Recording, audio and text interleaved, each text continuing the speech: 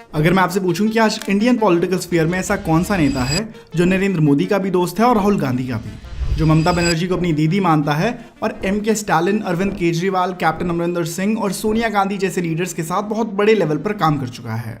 तो आप शायद मेरे इस सवाल पर यकीन नहीं करेंगे, लेकिन हमारे देश के राजनीतिक गलियारों में एक ऐसा नेता है जो वक्त वक्त पर इन सभी पॉलिटिकल लीडर्स का एडवाइजर बनकर इनकी इलेक्शन जीतने में मदद कर चुका है। मैं बात कर रहा हूं प्रशांत किशोर की, जो अब तक एक इलेक्शन स्ट्रैटेजिस्ट के रूप में कई इंडियन इलेक्शंस में हिस्सा ले चुके हैं। एक इलेक्शन स्ट्रैटेजिस्ट का काम होता है डेटा का इस्तेमाल करके ये प्लान करना कि इस बार उनके नेता को किस तरह लोगों के सामने लाया जाए, किस तरह के मुद्दे उठाए जाएं और किन मुद्दों पर वोट्स मांगी जाएं।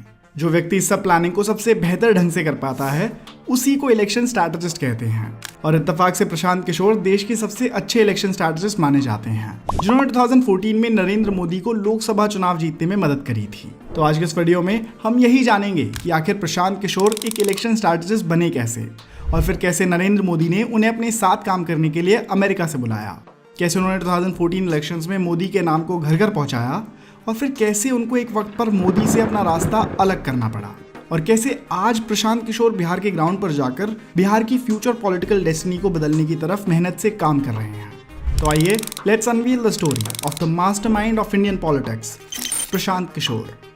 ये कहानी शुरू होती है बिहार के बक्सर जिले से, जहां बड़े होते हुए प्रशांत किशोर पढ़ाई में कम और दूसरी चीजों में ज्यादा ध्यान देते थे। प्रशांत के पिता डॉक्टर थे और वो शुरू से ही प्रशांत पर पढ़ाई के लिए खासा जोर देते थे। तेज दिमाग था, इसलिए कम पढ़ाई में भी अच्छे मार्क्स ले आते थे। मैथ्स इनकी बचपन से ही बड़ी मजबूत थी और यही सब्जेक्ट इन्हें सबसे ज़्यादा पसंद भी था। नंबर्स का जोड़ घटाव करना इन्होंने अपनी ज़िंदगी के अर्ली ईयर्स में ही सीख लिया था और यही आगे चलकर इनके काम भी आने वाला था। 12th के एग्जाम्स दिए तो मैथ्स का रिजल्ट ऐसा आया कि सब देखते रह गए। 150 में से 148 मार्क्स लाकर प्रशांत ने खुद को और दूसरों को ये साफ दिखा दिया था कि इनकी मैथ्स में अंडरस्टैंडिंग एक्स्ट्रा ऑर्डिनरी है। यहाँ पर इनके पिता ने इन्हें वही traditional route of education follow करने को कहा जो आमतौर पर हर इंडियन स्टूडेंट को कहा जाता है कि जेईई देकर इंजीनियरिंग करो और फिर सिविल सर्विसेज का एग्जाम निकालकर सिविल सर्विसेज ज्वाइन करो। प्रशांत के ऊपर प्रेशर तो था, लेकिन वो प्रेशर को डिफ्लेक्ट करना भी बखूबी जानते थे। उन्होंने तय करा कि वो इंजीनियरिंग ना करके दिल्ली यूनिवर्सिटी जाकर स्टैटिस्टिक्स की पढ़ाई करेंगे। इससे उनका कोर्स थोड़ा आसान भी होगा और साथ ही वो दिल्ली जाकर एक नई दुनिया देख सकेंगे।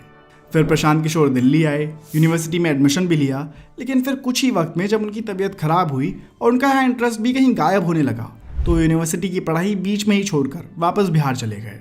बिहार आकर अगले 3 साल तक प्रशांत ने अपनी पढ़ाई में गैप ले लिया। इस वक्त को प्रशांत याद करते हुए बताते हैं कि ये उनकी जिंदगी का एक बड़ा ही कठिन दौर था, जहाँ उनका अक्सर अपने पिता के साथ मतभेद होता रहता था और वजह थी उनकी ग्रेजुएशन, जिसे वो छोड़कर आ गए थे। अपने पिता के कई बार कहने पर 3 साल के गैप के बाद प्रशांत फिर से ग्रेजुएशन करने का फैसला करते हैं और इस बार लखनऊ जाते हैं। लखनऊ से अपनी ग्रेजुएशन पूरी करने के बाद उन्होंने एक बार फिर 2 साल का गैप लिया और इन 2 सालों के बाद वो हैदराबाद गए, जहाँ से उन्होंने अपनी पोस्ट ग्रेजुएशन करी। ये तो थी उनकी स्टूडेंट लाइफ, लेकिन अब उनका प्रोफेशनल जीवन शुरू होने वाला था, जो कि इस कहानी को अब और भी इंटरेस्टिंग बनाएगा। पोस्ट ग्रेजुएशन के बाद प्रशांत किशोर यूनाइटेड नेशंस की इंडियन विंग में जॉब पाते हैं और यूनाइटेड नेशंस को ज्वाइन कर लेते हैं। यहाँ जॉब पाकर यंग प्रशांत किशोर को जब मौका मिला कि वो बिहार जाकर पोलियो वैक्सीन के प्रोग्राम को ओवरलुक करें और वहाँ के ऑपरेशंस को मैनेज करें, तो प्रशांत किशोर ने झट से हाँ कह दिया और एक बार फिर बिहार आ गए। हम मिस्टर किशोर की कहानी में आगे भी कई बार देखेंगे कि इनका बिहार से जाने का और वापस बिहार लौट कर आने का सिलसिला यूं ही चलता रहेगा।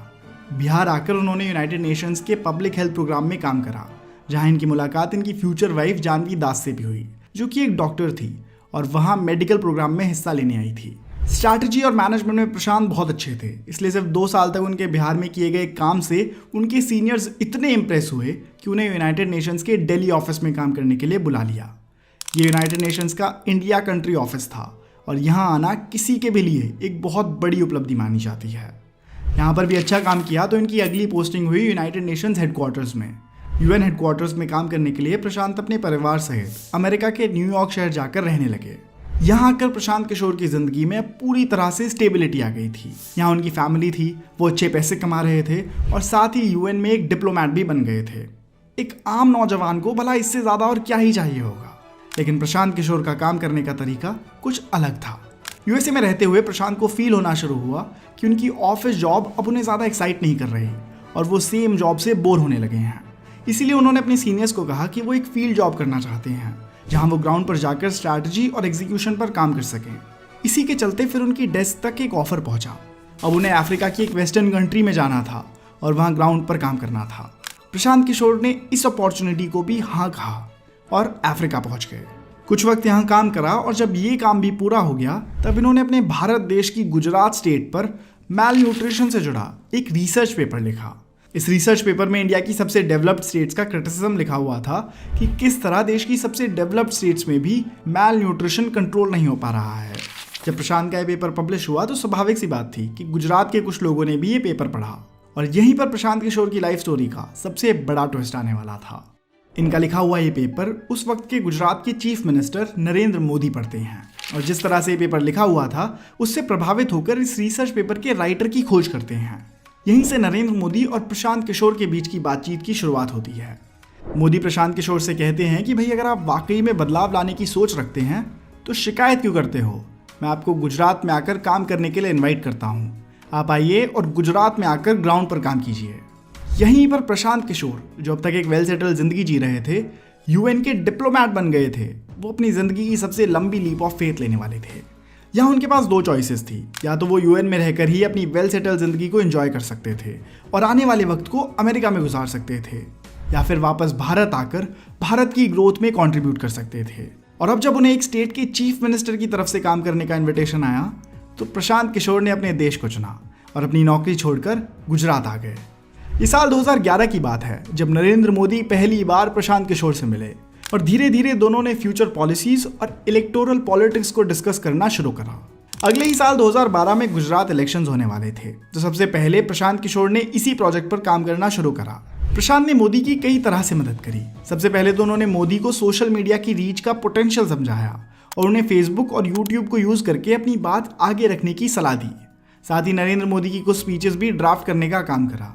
जब इन स्पीचेस में सीएम मोदी को पोटेंशियल और मटेरियल दिखा तो वो बड़े इंप्रेस हुए और उन्होंने प्रशांत को अपनी स्पीच ड्राफ्टिंग टीम में जोड़ लिया।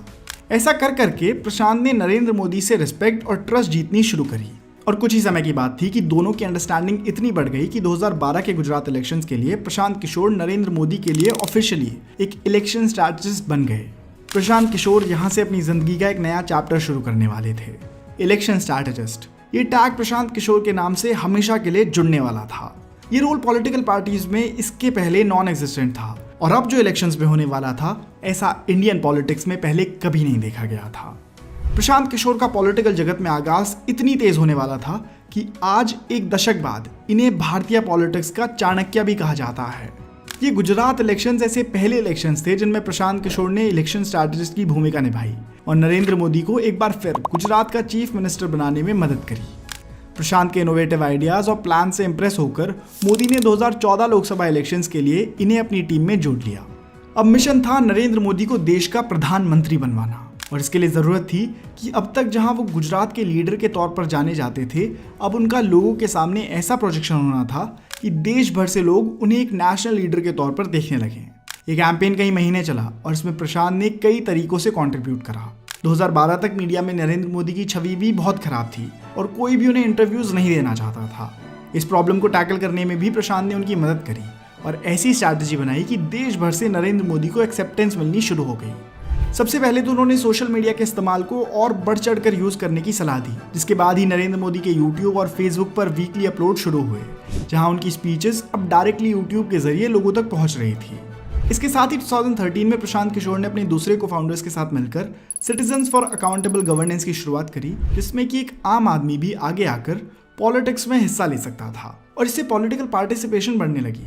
इसी के साथ कई इनोवेटिव कैंपेन्स किए गए ताकि नरेंद्र मोदी को देश भर में प्रमोट करा जा सके, जैसे कि चाय पे चर्चा, 3D हॉलोग्राम रैलीज और run for unity.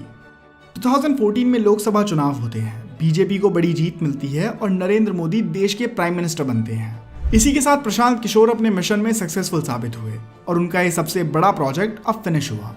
Election results के कुछ ही महीनों बाद प्रशांत किशोर नरेंद्र मोदी के कैंप से थोड़ी दूरी बना लेते हैं और अपने अगले प्रोजेक्ट की तरफ बढ़ चलते हैं।